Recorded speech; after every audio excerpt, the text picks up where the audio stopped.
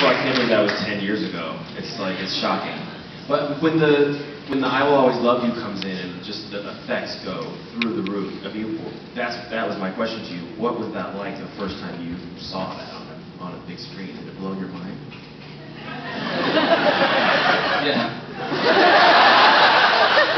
Yeah, it really did. But then the whole film was a bit like that. You know, the experience of, I mean, there were very few moments where there was CGI moments like that, or special effect moments like that. You know, most of the wonder and that kind of extraordinary feeling was what it was like all the time. You know, in my memories of the dance hall set, the actual Moulin Rouge set, which was our home for weeks. You know, I think 6 or 8 weeks we shot on that set, and there were things you'd walk from your little bus outside and walk from my bus onto the stage, and it would just be the most unbelievable scene of colour and life and dancers and music and vibrancy, you know, real unbelievable stuff to play. I mean, there's a shot at the very end, I think, when the show is going on and I turn up at the end, and there was this extraordinary shot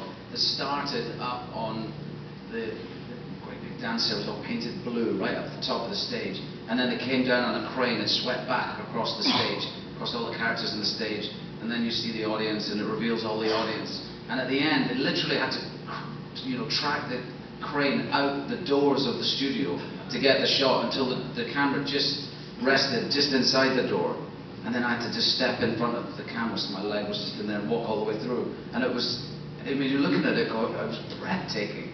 And then doing any of the scenes with music,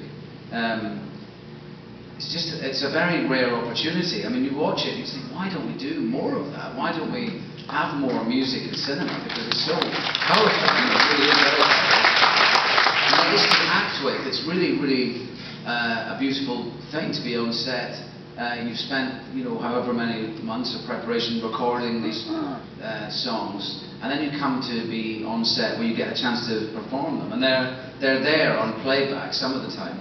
We pre-recorded all of the songs, and then we had the ability to record them live on set, so we would have tiny little earpieces so that we could hear the backing music and we would keep us in time, because everything has to be in time to be able to edit, to cut back and forward to different shots. So we would be able to do it live. And then sometimes you'd be singing along to the pre-recorded stuff and it didn't feel right. So we had a little booth, this little it was like a mobile recording booth. It had a little glass window. It was a wooden box with wheels, and it was wheeled from one stage to the next. And if something didn't feel right, you could run out to this booth, and the sound man was so clever. He was able to re-record the line of the song because maybe it didn't feel right, you know, when you were playing it. And you'd re-record it, and then within 4 or 5 minutes he'd have that slotted into the playback, and then so it was really wonderful to do. But for anyone who sings, I remember the first time I saw, particularly the David Bowie Heroes part, those are really high notes. Those are significantly above middle C notes.